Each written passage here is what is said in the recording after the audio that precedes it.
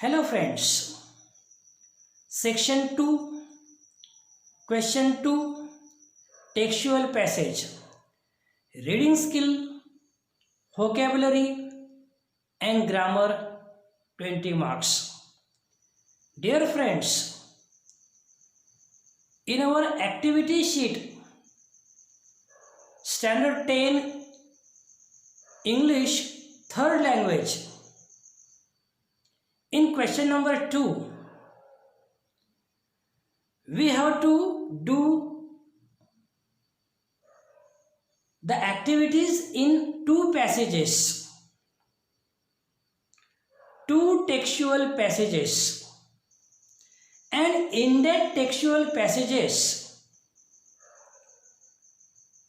reading skill, vocabulary and grammar will be tested, will be evaluated. आपलं वाचन कौशल्य, शब्दज्ञान आणि व्याकरण याचं मूल्यमापन केलं जाणार आहे. आणि मग या क्वेश्चन नंबर 2 मध्ये कोणत्या प्रकारचे ॲक्टिव्हिटीज असतील, what types of activities will be there, we have to learn today. And therefore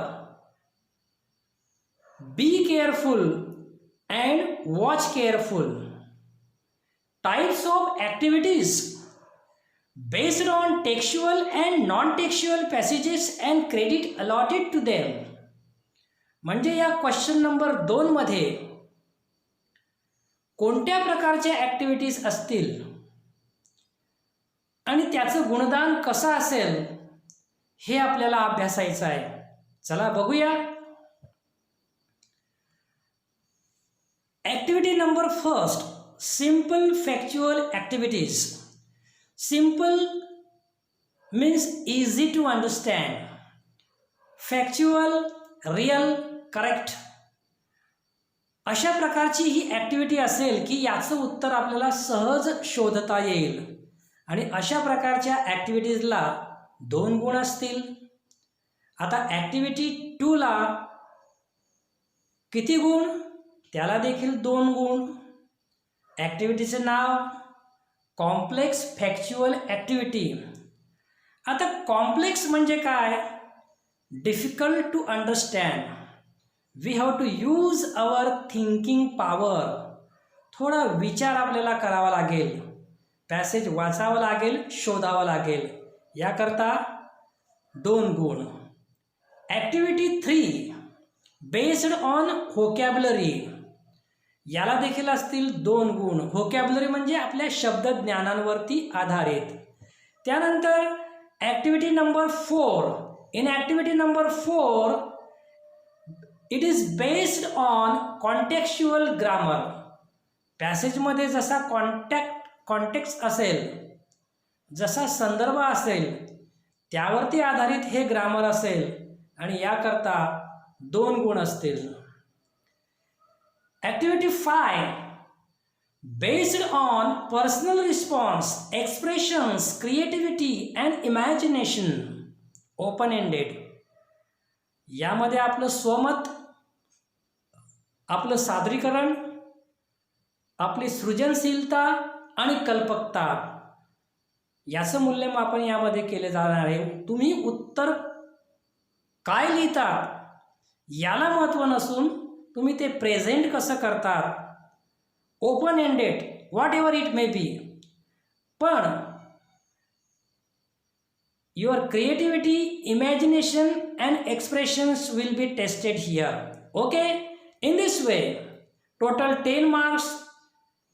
In question number 2, section 2, we have 2 passages for 10 marks, total 20 marks. आता हे 5 ॲक्टिव्हिटीज आपल्याला असतील. त्यातील पहिली activity simple factual activities on prose passages. आता यामध्ये कोणकोणत्या प्रकारचे ॲक्टिव्हिटीज असतील, लेट अस सी. ट्रू और फॉल्स, राईट और रॉंग, चूक की बरोबर, ॲग्री और disagree, fill in the blanks, रिकाम्या जागा भरायच्या आहेत आपल्याला. त्यानंतर then next activities will be complete the following. वाक्य दिलं असेल, पूर्ण करायचं आहे. आन्सर इन 1 or 2 words, 1 किंवा 2 शब्दामध्ये उत्तर द्यायचे आहेत. मॅच द फॉलोइंग, तुम्हाला जी इन्स्ट्रक्शन दिलं असेल, जसं डायरेक्टेड केलं असेल त्या पद्धतीने जोडणी करायची आहे. त्यानंतर पुढे नेम द फॉलोइंग, नावं द्या. कॅरेक्टर, क्वालिटीज, कॅरेक्टरायझेशन, क्वालिटीज, गुणवैशिष्ट्य लिहा. चूज द करेक्ट अल्टरनेटिव्ह, योग्य पर्याय. कंप्लीट द सेंटेन्स, वाक्य दिला असेल ते पूर्ण करा. पॉझिटिव्ह ऑर निगेटिव्ह आस्पेक्ट, सकारात्मक नकारात्मक जो काही विचार सांगितला असेल, जो काही असेल त्या संदर्भामध्ये. Match WH questions with their answer, एका बाजूला क्वेश्चन्स असतील WH, दुसऱ्या बाजूला उत्तर दिले असतील ते आपल्याला मॅच करायचे आहेत. हू सेड टू हुम, वाक्य दिलेलं आहे ते वाक्य कोणी कोणाला म्हटलं. आणि नंतर हू एम आय. अशा टोटल 14 ॲक्टिव्हिटीज या ॲक्टिव्हिटी नंबर 1 मध्ये आपल्याला असणार आहेत, त्या आपण नोट करून घ्यायला पाहिजे. त्यानंतर activity number 2, complex factual activity, विचार प्रवर्तक. याच्यामध्ये तुम्हाला आन्सर इन 2 or 3 सेंटेन्सेस अपेक्षित आहे. जशी ॲक्टिव्हिटी असेल त्यावरती त्याची साईज अवलंबून आहे, म्हणून त्याच्यामध्ये दिलेलं आहे डिस्क्राईब, वर्णन करा. नॅरेट, कथन करा. राईट, लिहा. अरेंज इन प्रॉपर सिक्वेन्स, योग्य क्रमाने लिहा. मॅच द सेंटेन्सेस, वाक्य जोडा. मेक द लिस्ट ऑफ, यादी बनवा. WH क्वेश्चन्स दिलेला असेल त्याचं उत्तर लिहा. फाइंड प्रूफ, एक वाक्य दिलं असेल ते वाक्य खरं आहे की खोटं आहे त्यासाठी पुरावा द्या. ॲग्री डिसॲग्री याच्यामध्ये पण आहे. आणि कंप्लीट करायची आपल्याला. वेब दिलेली असेल, टेबल दिलेला असेल, चार्ट दिलेला असेल तर तो आपल्याला कंप्लीट करायचा आहे. अशा 12 total 12 activities in activity number 2, complex factual activities we have to remember. Okay.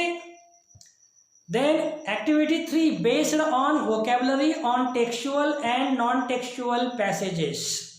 याच्यामध्ये find nouns, adjective, adverb, fill in the blanks, cross out the odd man, make meaningful sentence by using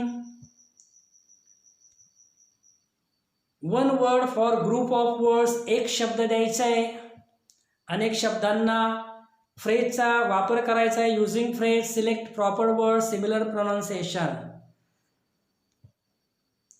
describing words म्हणजे adjective. तर सर्व शब्दांवरती आधारित या activities असतील. अजून पुढे आहेत infinitive, present participle, word puzzle, use correct form of verb, compound और जॉईन द वर्ड फॉर्मेशन. अशा टोटल 12 ॲक्टिव्हिटीज आपल्याला या A3 मध्ये असणार आहे. Let us see in activity 4. What is it?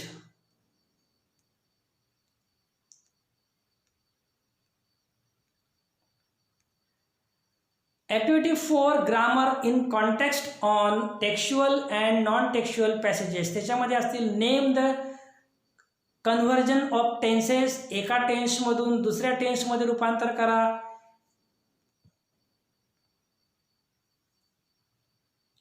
Voice, direct and indirect speech, degree, question tag, transformation sentence, joining sentences with, framing WH type questions, formation of words, use of modal auxiliaries, imperative, polite request, negative, affirmative, assertive, articles, preposition and punctuations. हे सर्व grammatical parts आपण एकेकाचा detail study करायला पाहिजे. आणि त्या पद्धतीने एवढे जे काही समजा ॲक्टिव्हिटीज आहेत, एवढे ग्रॅमॅटिकल आयटेम्स आहेत, तर याचा स्टडी आपण केला पाहिजे. एक्सक्लेमेटरी अँड इंटरोगेटिव्ह,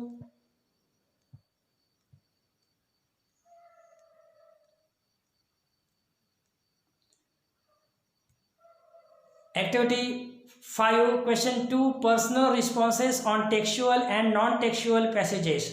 याच्यामध्ये WH questions, activity based on expression, reaction and response. म्हणजे आपला रिस्पॉन्स काय आहे, आपले एक्सप्रेशन काय आहे, आपली रिॲक्शन काय आहे. त्याच्यानंतर आपलं जे काही समजा सेल्फ ओपिनियन आहे, राईट, डिस्क्राईब, नॅरेट आपल्याला ते करायचं आहे. तर अशा पद्धतीने A1, A2, A3, A4, A5 मध्ये कशा प्रकारच्या ॲक्टिव्हिटीज असतील याचा अभ्यास आपण आजच्या या व्हिडिओमध्ये केला. Friends, if you like this video, please subscribe, share and like. Thank you for watching my video.